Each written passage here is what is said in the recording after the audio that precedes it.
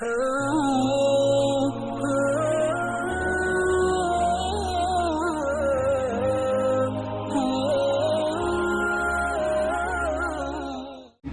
أيها الذين آمنوا أنفقوا مما رزقناكم من قبل أن يأتي أحدكم الموت فيقول لولا أخرتني إلى أجل قريب فأصدق وأكن من الصالحين. وقال النبي صلى الله عليه وسلم ما نقص مال عبد من صدقة أو كما قال عليه الصلاة والسلام.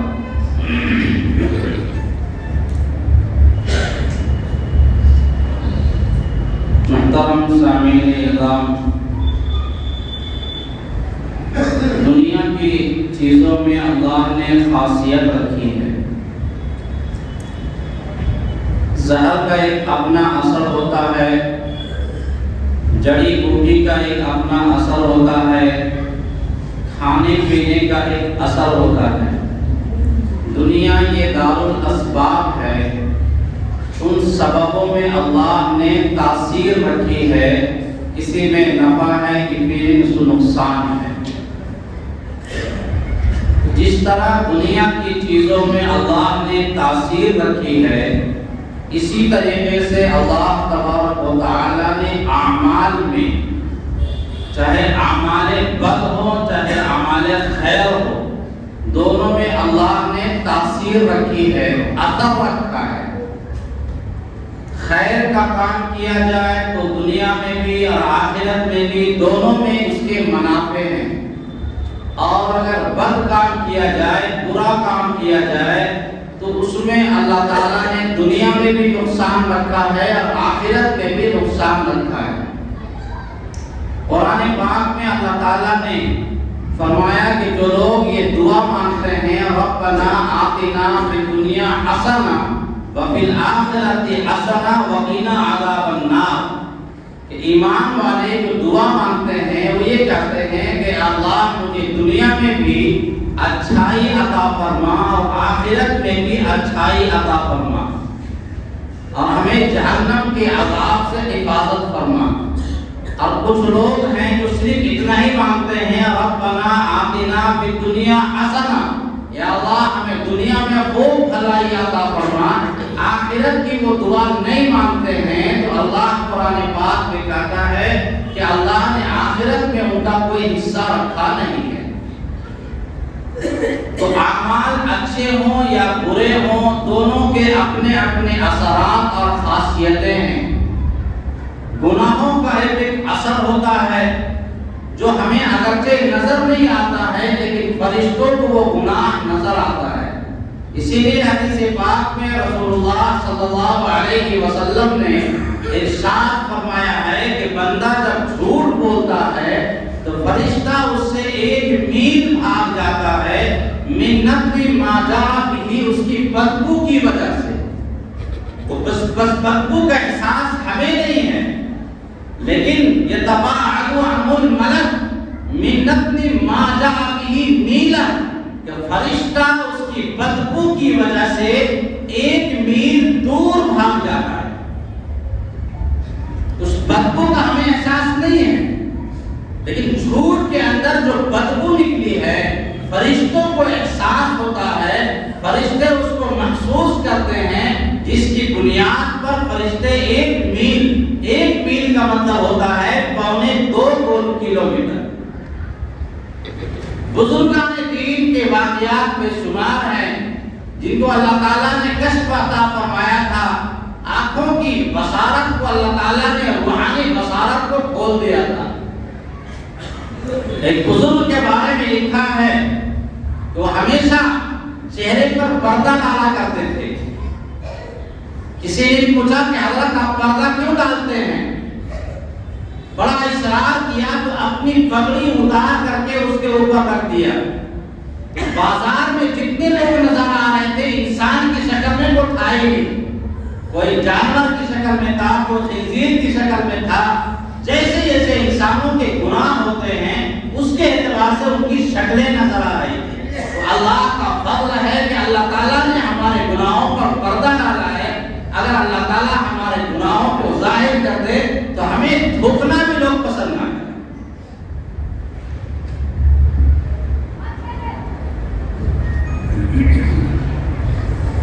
تو بتانا یہ ہے کہ ہر چیز کی ایک خاصیت ہوتی ہے۔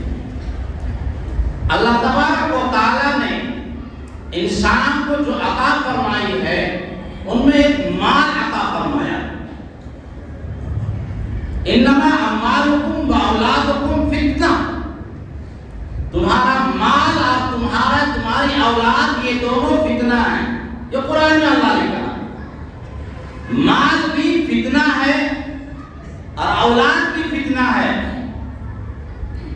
لیکن اللہ نے مال کو اولاد پر مقدم کیا۔ پہلے اللہ نے کہا مال فتنہ ہے، پھر اولاد فتنہ ہے۔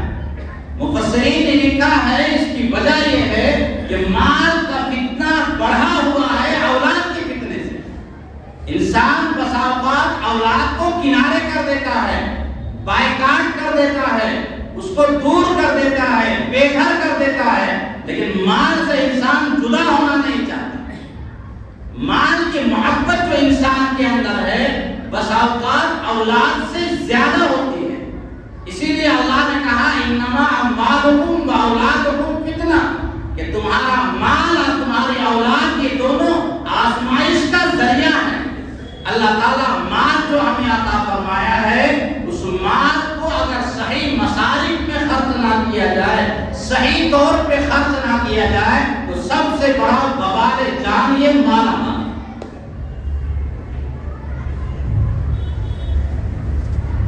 قرآن پاک میں اللہ تعالیٰ نے جگہ جگہ فرمایا یا ایھا الذین آمنوا انفقوا من قبل ان یأتی احدکم الموت، اے انسانوں جو ہم نے تم کو روزی عطا فرمائی ہے، جو میں نے تم کو مال عطا فرمایا ہے، اسے خرچ کرو اللہ کے راہ میں اس دن کے آنے سے پہلے۔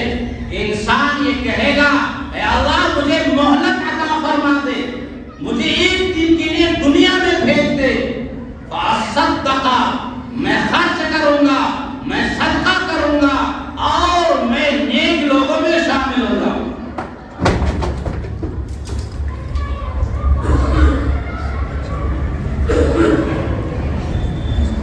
کل قیامت کے دن جب لوگ دیکھیں گے کہ اللہ تعالیٰ اسے مال عطا فرما رہے ہیں اور مال کے بدلے میں اللہ تعالیٰ جو نعمتیں عطا فرما رہے ہیں، تو انسان تمنا کرے گا کاش کہ مجھے ایک دن کی مہلت مل جائے، میں دنیا میں جاؤں فاصدق، میں صدقہ کروں، بیوی پر، بچوں پر، رشتہ داروں پر، غریبوں پر، پڑوسیوں پر، اجنبیوں پر، بیماروں پر، ہر ایک پہ میں خرچ کروں گا، وَأَكُن مِّنَ الصَّالِحِينَ، اور میں ہو جاؤں گا نیک لوگوں میں۔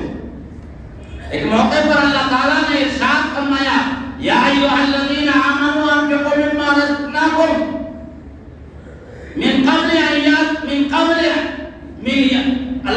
قبل اس دن سے پہلے فیہ لا خلۃ ولا شفاعۃ، کہ اس دن سے آنے سے پہلے خرچ کرو جس دن نہ دوستی کام آئے گی، نہ سفارش کام آئے گی، نہ مال کام آئے گا۔ تو اللہ تبارک و تعالیٰ نے قرآن پاک میں جگہ جگہ فرمایا کہ ایمان والوں یہ مال کو خرچ کرو۔ پانی کی خاصیت ہے بہنا اور مال کی خاصیت ہے خرچ کرنا۔ مال ہم اللہ کے راستے میں جتنا خرچ کریں گے اللہ تعالیٰ ہمارے مال میں اتنے ہی برکتیں عطا فرمائیں۔ حدیث پاک میں آتا ہے کہ نبی علیہ الصلوۃ والسلام نے ارشاد فرمایا کہ اللہ تبارک و تعالیٰ روزانہ 2 فرشتہ بھیجتا ہے صبح صبح، جو آواز لگاتا ہے، اس آواز کو ہم سنتے نہیں ہیں، لیکن اللہ کے رسول نے فرمایا ہے کہ وہ سچا ہے، صداقت ہے۔ وہ فرماتا اللہم آتی منفقا خلفا، اے اللہ جو دین کی راہوں میں خرچ کرنے والا ہے اس کو خوب مال عطا فرما۔ اور دوسرا فرشتہ کہتا ہے اللہم آتی ممسکا تلفا، اے اللہ جو مال خرچ نہیں کرتا، غریبوں میں خرچ نہیں کرتا، وہ مال کو صرف جمع کر کے بینک میں رکھتا ہے، اس کے مال کو حلال فرما۔ اللہم آتی منفقن خلفا، اے اللہ مال خرچ کرنے والا اس کو تم خوب مال عطا فرما، وآتی ممسکن تلفا، اور جو مال کو خرچ نہیں کرتا ہے اس کے مال کو ہلاک و برباد فرما دے۔ اسی لیے ہمارے جو لوگ زکات کو نہیں نکالتے، صدقات کو نہیں نکالتے، غریبوں کی مدد نہیں کرتے، ان کا مال جدھر خرچ ہو جاتا ہے، نہ ان کی ذات پہ خرچ ہوتا ہے، نہ ان کے بال بچوں کو کام ہوتا ہے، غیروں کو فائدہ ہوتا ہے۔ تو اللہ تبارک و تعالیٰ نے صدقات میں ایک خاصیت رکھی ہے، صدقات میں اللہ نے خاصیت رکھی ہے، الصدقۃ تطفئ غضب الرب وتدفع میتۃ السوء، صدقہ اللہ کے غصے کو ٹھنڈا کرتا ہے، اللہ نے خاصیت رکھی ہے۔ پیاس لگی تو پانی پینے سے پیاس بجھ جاتی ہے، بھوک لگی تو کھانا کھانے سے پیٹ بھر جاتا ہے۔ اگر ہم سے گناہ ہو جائے، انسان سے گناہ ہو جائے تو رب غصہ ہو جاتا ہے۔ وہ غصہ کرنے کا سب سے بہترین طریقہ نبی علیہ السلام نے فرمایا کہ صدقہ نکالو۔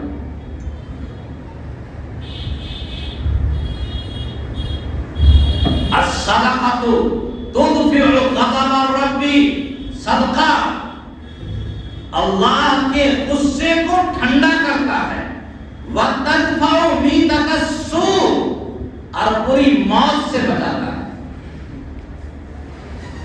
ایمان پہ خاتمہ اسے اللہ تعالیٰ فرماتے ہیں، اور سب سے بڑی دولت یہی ہے کہ انسان کو ایمان پہ خاتمہ نصیب ہو جائے۔ اگر انسان ساری دنیا ساری زندگی گزار دیا اور موت کے وقت میں کلمہ نصیب نہ ہو، اس سے بڑا ناکام اور ناکارہ کوئی نہیں ہو سکتا۔ اور ساری دنیا چھین لی گئی اور اللہ تعالیٰ نے اسے موت کے وقت میں کلمہ عطا فرمایا ہے، اس سے بڑی نصیب اور اس سے بڑی اچھی قسمت والا کوئی اور نہیں ہو سکتا۔ تو نبی علیہ السلام نے فرمایا الصدقۃ تطفئ غضب الرب، صدقہ رب کے غصے کو ٹھنڈا کرتا ہے، وتدفع میتۃ السوء، اور بری موت سے اسے بچاتا ہے، ایمان پہ خاتمہ اسے عطا ہوتا ہے۔ اب صدقہ دو طرح کا ہوتا ہے، ایک صدقہ ہوتا ہے جو انسان دکھا کر کے دیتا ہے، اور ایک صدقہ ہوتا ہے چھپا کر کے دیتا ہے۔ موقع کے اعتبار سے دونوں شکل جائز ہے۔ ان تؤتوا الفقراء وتخفوها، ان تبدوا الصدقات فنعما هي وان تؤتوها، قرآن میں اللہ تعالیٰ فرماتے ہیں کہ اگر تم صدقات کو کھلم کھلا دو تو بھی حرج کی بات نہیں ہے، اور اگر چھپا کر دیتے ہو تو سب سے بہترین چیز ہے۔ کیا مطلب ہوا؟ مفسرین نے لکھا ہے کہ اگر دکھا کر دینے سے مقصد یہ ہو کہ ہمارے دینے سے اور بھی لوگ دیں گے، اگر ہم نے دیا ہے ہمارے دینے سے دو چار آدمی اور کھڑے ہو جائیں گے، تو وہاں دکھا کر کے دینا کو حرج کی بات نہیں ہے۔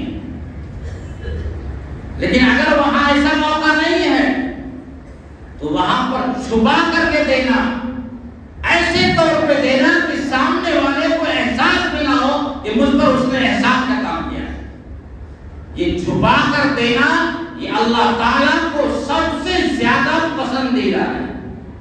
کل قیامت کے دن اللہ تعالیٰ جن لوگوں کو عرش کے سائے میں رکھے گا ان میں سے 7واں آدمی وہی ہے، رجل تصدق بصدقۃ فاخفاها حتى لا تعلم شماله ما تنفق يمينه، وہ آدمی جس نے صدقہ کیا چھپا کر کے اور اس کو چھپایا حتیٰ کہ اس کا بایاں ہاتھ کو پتہ نہ چلا کہ دائیں ہاتھ نے کتنا خرچ کیا ہے۔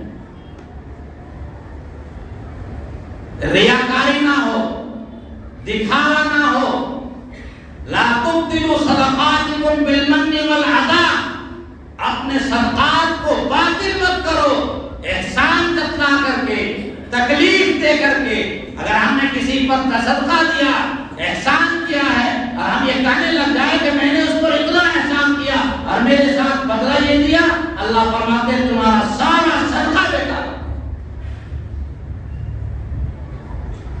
لا تبطلوا صدقاتکم بالمن والعطا، اپنے صدقات کو احسان جتلا کر کے، تکلیف دے کر کے، زبان سے، عمل سے، قول سے، فعل سے، کسی طرح سے کوئی جملہ کہہ کر کے کہ سامنے والے کو تکلیف ہو جائے اور یہ لگے کہ اس نے مجھ پر احسان کیا تھا، اس کی بنا پر میرے ساتھ برا سلوک کر رہا ہے۔ نبی علیہ اللہ تعالیٰ فرماتے ہیں تمہارا جو بھی صدقہ ہے، چاہے زمین و آسمان کے برابر آپ نے صدقہ کیا ہے، اللہ تعالیٰ اس کو باطل کر دے۔ صدقہ جتنا اخلاص کے ساتھ ہوگا، اخلاص کے ساتھ ہوگا، اللہ تعالیٰ اتنے ہی زیادہ اسے قبول فرمائیں گے۔ حدیث پاک میں بخاری میں 3-4 مقامات میں واقعہ نقل کیا ہے۔ نبی علیہ السلام فرماتے ہیں کہ 3 آدمی سفر کر رہے تھے،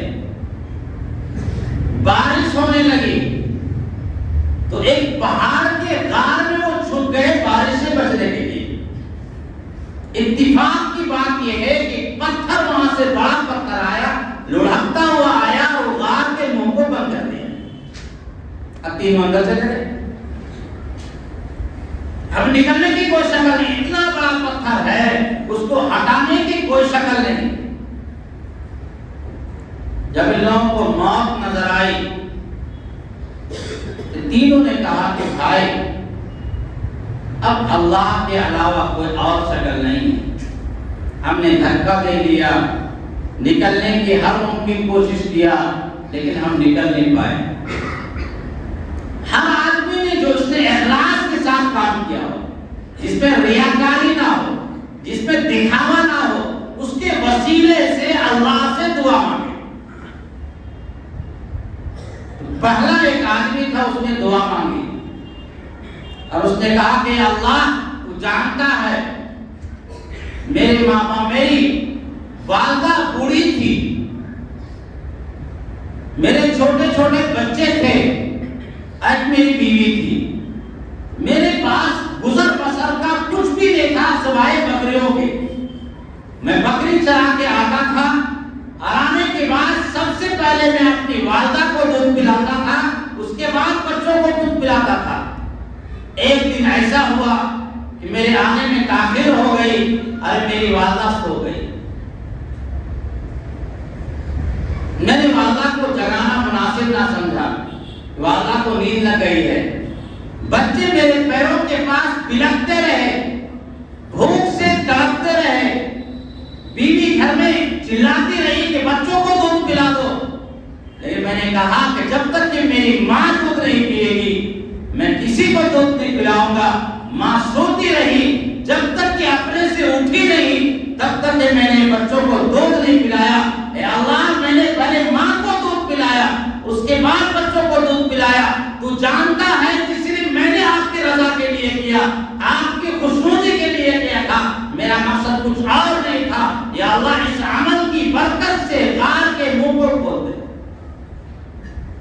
جو ہی اس نے دعا مانگی، غار کا منہ ہلکا کھلا، باہر کی روشنی نظر آنے لگی۔ دوسرے نے دعا مانگی کہ اللہ، میں کھیتی باڑی کا کام کرواتا تھا، ایک مزدور نے کام کیا، جب میں مزدوری دینے لگا اسے تو چند غلہ تھا، چند سا غلہ 2-4 کلو، تو وہ کم سمجھ کے واپس چلا گیا، غصہ ہو کر کے لیا نہیں۔ تو جو اس نے چھوڑا تھا میں نے اس کو کھیت میں لگا دیا، اور اللہ اتنی آپ نے برکتیں عطا فرمائی، اس غلہ کو بیچ کر کے میں نے جانور خریدا، میرے پاس غلام ہو گئے۔ کافی عرصہ کے بعد وہ آدمی آیا اور آنے کے بعد کہنے لگا کہ میری مزدوری دو، تو میں نے کہا جاؤ، تیری مزدوری سارا جانور ہے، یہ غلام بھی ہے۔ اس نے کہا مجھ سے مذاق کرتے؟ کہ نہیں، تم نے جو غلہ چھوڑا تھا اس غلہ کو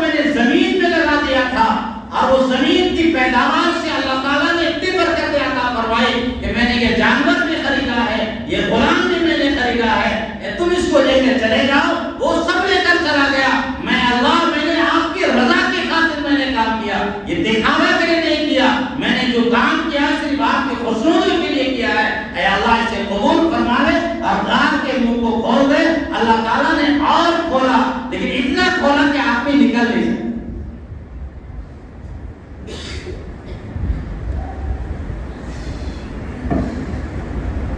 تیسرا نوجوان اس نے کہا کہ اللہ تو جانتے ہے کہ میری جو جزات بہن تھی میں اس سے بہت محبت کرتا تھا، میں نے اس سے کہا کہ میرے ساتھ غلط کام کرو، اس نے کہا کہ پہلے تم میرے پاس 200 اشرفی لاؤ، پیسہ لاؤ۔ میں کسی طرح سے میں نے پیسہ جمع کیا، اور جمع کرنے کے بعد میں اس کے قریب گیا، اور جب میں اس کے قریب گیا تو وہ رونے لگی۔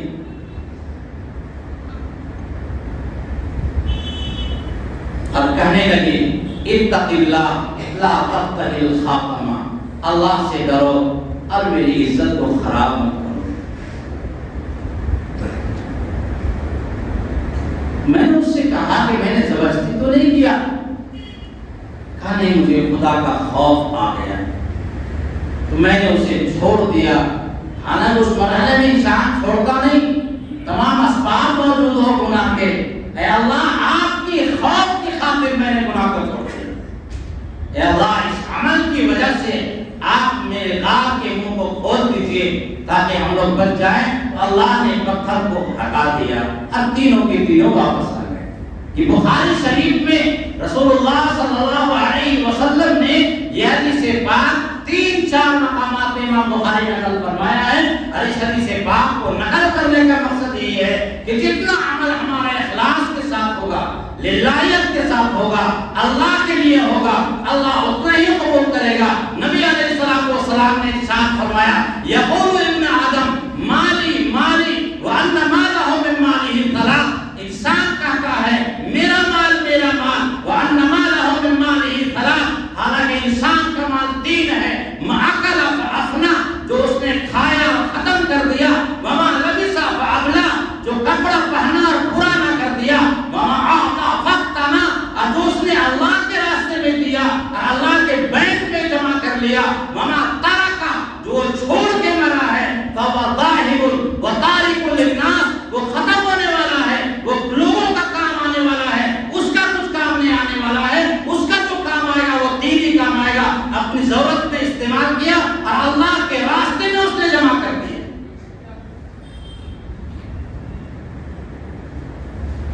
نبی علیہ السلام نے ارشاد فرمایا اذا مات الانسان انقطع عمله من ثلاث، انسان کا انتقال ہو جاتا ہے اس کے نام اعمال کو لپیٹ دیا جاتا ہے کہ اب کوئی عمل نہیں۔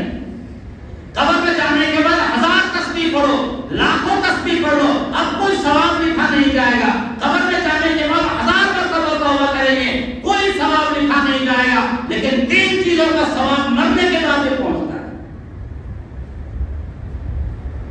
3 چیزوں کا ثواب، الا من طلاق، الا من صدقۃ جاریہ، اس نے کوئی صدقہ جاریہ کیا ہے، ایسا صدقہ جس سے لوگ نفع اٹھا رہے ہیں، مسجد بنایا، مدرسہ بنایا، کسی غریب کا گھر بنوا دیا، چاپاکل بنوا دیا، کنواں کھودوا دیا، کتاب دیا، قرآن پاک کے نسخے دیے، کوئی بھی ایسا کام جس سے لوگ نفع اٹھا رہے ہیں، الا من صدقۃ جاریہ، جب تک کہ وہ سامان موجود رہے گا تب تک کہ اللہ تعالیٰ اسی طرح سے ثواب لکھے گا جس طرح سے زندگی میں اس کا ثواب لکھا جاتا ہے۔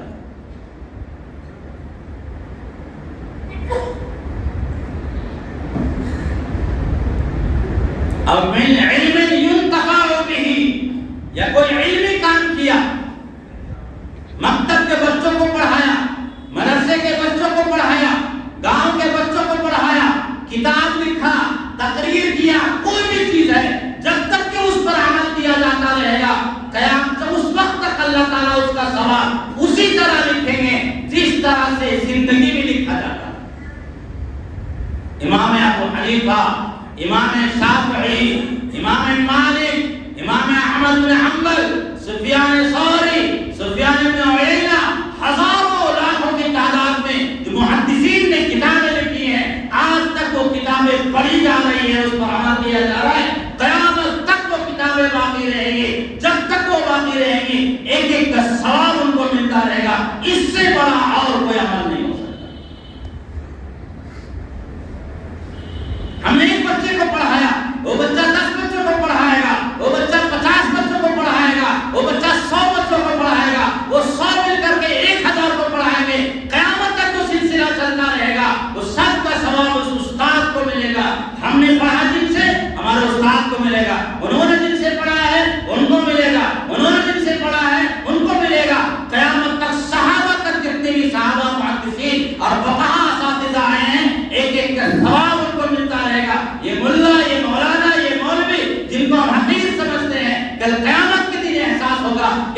تعالیٰ ان کے نام اعمال میں اس مکتب کی برکت سے، اس قرآن پاک کی نورانی قاعدہ کی برکت سے اللہ تعالیٰ اتنا اجر عطا فرما رہا ہے کہ ہم تصور نہیں کر سکتے۔ ہم نے کسی بچے کو حافظ قرآن بنا دیا، ہم حافظ نہیں ہیں، میں نے پیسہ دے دیا کہ یہ بچے کے میں نے ذمہ داری لے لیا ہے، یہ بچہ حافظ بننے میں جو بھی خرچہ آئے گا میں اس کو دوں گا، وہ بچہ حافظ بنے گا، اس کا پورا ثواب قرآن کا ایک ایک لفظ کا قرآن کا ثواب اس دینے والے کو ملے گا۔ وما تقدموا من خیر تجدوہ عند اللہ، اللہ کے پاس تم جو بھی بھیجو گے اللہ کے پاس ضرور بھی ضرور پاؤ گے۔ ایسا نہیں ہو سکتا ہے ہم نے اخلاص کے ساتھ للہیت کے ساتھ اللہ کے لیے کوئی کام کیا اور اللہ کے بینک سے ڈیلیٹ ہو جائے، ایسا نہیں ہو سکتا۔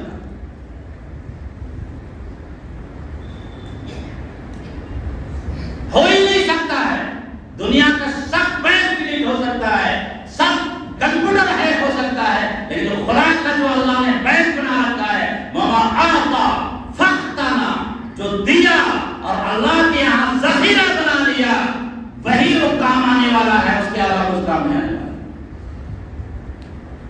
تیسرا ہے امن ولد صالح یدعو لہ، تو انسان مر گیا اور نیک اولاد چھوڑ کے مرا جو اس کے لیے دعائیں کرتی ہے، نیک اولاد چھوڑ کے مرا، تو نیک اولاد جو بھی عمل کا جو بھی اچھا کام کرے گی اس کا ثواب اس کے والدین کو ملے گا۔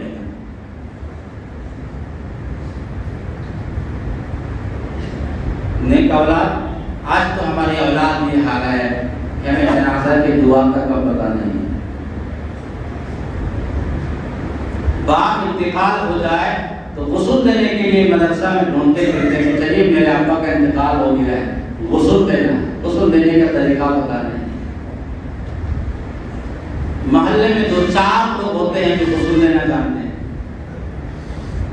جس باپ نے اس کے لیے ناک بنوا کر کے کپڑا سلایا کہ بیٹا یہاں جیب رکھنا ہے، ابو یہاں جیب رکھیں گے، اتنی بڑے جیب رکھیں گے، سب کچھ کیا، اس بیٹے کو یہ پتا نہیں ہے کہ باپ کا کفن تیار کرنا ہے تو کیسے کرنا۔ یہ ہماری اولاد کا باپ نے زندگی بھر آپ کو کپڑا پہنایا اور ایک ایسے کپڑے کی ضرورت پڑی جس میں نہ جیب ہے نہ کچھ اور ہے، بس چند طرح سے کاٹ دینا ہے، وہ بھی ہمارے اولاد کو پتا نہیں ہے کہ ہمیں کفن دینا کیسے۔ یہ اولاد صالح کا ہے، اور ولد صالح یدعو لہ، یا نیک اولاد جو اس کے لیے دعائیں کرتی ہے۔ یہ 3 کام ایسے ہیں جو کام آنے والا ہے۔ آج ہمارا حال کیا ہو گیا؟ ابا کا انتقال ہو گیا، تیسرے دن بلا کر کے بچوں کو بلا کر کے قرآن خوانی کروا دیے اور شاندار بریانی بنوا دیے، سارا غم بھول گیا۔ ایسا لگتا ہے کہ باپ کے انتقال پہ انتظار میں تھا کہ بریانی بنانا ہے اور اس کے بعد 40واں کریں گے اور اس پہ تو اور اعلیٰ قسم کی بریانی بنوائیں گے۔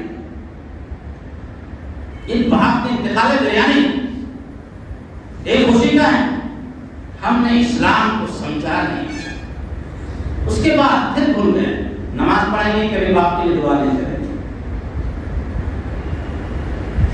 حالانکہ چلتے پھرتے آدمی چاہے اس کے لیے قبرستان جانے کی ضرورت نہیں ہے، چلتے پھرتے کچھ بھی آپ نے پڑھا اور کہے اللہ اس کا ثواب ہمارے ماں باپ کو پہنچا دے، ہمارے خاندان میں جتنے انتقال کیے ایمان کی حالت میں ان تمام کے قبروں کو اللہ تعالیٰ تمام کی روحوں کو ثواب پہنچا دے۔ اللہ تعالیٰ تمام کو برابر برابر ثواب پہنچاتا ہے، اس زبان برابر کمی بیشی نہیں کرتا۔ لیکن کبھی تو ہمیں والدین یاد نہیں آتے، کیوں؟ ولد صالح ہے ہی نہیں، ولد صالح اگر رہتے تو یاد کرتے۔ ہر نبی علیہ السلام نے ارشاد فرمایا کہ انسان کا انتقال ہو جائے تو 3 اس کے اعمال کو لپیٹ دیا جاتا ہے، لیکن 3 چیزوں کا ثواب اسے پہنچتا ہے۔ ایک صدقہ جاریہ ہے، جو بھی صدقہ جاریہ جس کا ثواب لوگوں کو پہنچے، مدرسے کی شکل میں ہو، مسجد کی شکل میں ہو، غریب کے گھر بنانے کی شکل میں ہو، چاپاکل کی شکل میں ہو، کوبے کی شکل میں ہو، اور دوسرا علمی کام ہے۔ قرآن پاک کا نسخہ بھی ہم نے اگر دے دیا ہے، وہ صدقہ جاریہ بھی ہوگا، علمی کام بھی ہوگا، دینی کتاب ہم نے دیا ہے۔ جب تک کہ وہ کتاب موجود رہے گی تب تک کہ اس کے علم کا بھی ثواب ملے گا، صدقہ بھی کا ثواب ملے گا، اور ولد صالح ہے، یہ تین چیزوں کا ثواب انسان کو پہنچتا رہتا ہے۔ تو مجھے بتانا یہ تھا کہ عرش کے سائے میں اللہ تعالیٰ جن لوگوں کو رکھے گا اپنے یہاں، ان 7 لوگوں میں 7واں آدمی وہی ہے، رجل تصدق بصدقۃ فاخفاها، وہ آدمی جس نے صدقہ کیا اور فاخفاها، اور اس کو چھپایا، للہیت کے ساتھ، اخلاص کے ساتھ صدقہ کیا، اور حتی لا تنفق حتی لا تعلم شمالہ ما تنفق یمینہ، یہاں تک کہ بائیں کو پتہ نہیں چلا کہ دائیں کو کیا کیا، دائیں نے کیا دیا ہے۔ لیکن آج ہمارا حال یہ ہے کہ اگر ہمیں کیلا بھی دیتے جا کر کے اس کا بھی فوٹو کھینچتے ہیں، جب فوٹو کا ہمارا کام نہیں ہوتا۔ اس غریب پہ بہت گزرتی ہے کہ دیا بھی اور ذلیل بھی کیا۔ پہلے زمانے میں لوگ دروازے کے پاس نہ کر کے چلا جایا کرتے تھے، پتہ بھی چلتا کس نے دیا نہیں دیا، پتہ کیا گاؤں میں اتنے آدمی، محلہ میں اتنے مجبور ہے، وہاں بیٹھ کے دروازے کے پاس چاول رکھ کے چلے آئے، پتہ بھی نہیں چلا کہ کس نے رکھا یا نہیں رکھا۔ لیکن یہ کام کریں گے تو ہمارا دل خوش نہیں ہوگا، پھر کشی پر چلے گا کہ ہم گاؤں کے بہت بڑے چودھری آدمی، دنیا میں مل جائے گا لیکن آخرت میں اس کا ثواب نہیں ملے گا۔ اللہ تعالیٰ ہم سب کو صدقات اخلاص کے ساتھ کرنے کے توفیق عطا فرمائے، اور اللہ تعالیٰ ہم سب کو عرش کے سائے میں جن لوگوں کو اللہ نے فرمایا ہے ان کی صفات پر عمل کر کے وہاں تک پہنچنے کی توفیق عطا فرمائے۔ وآخر دعوانا ان الحمد للہ رب العالمین۔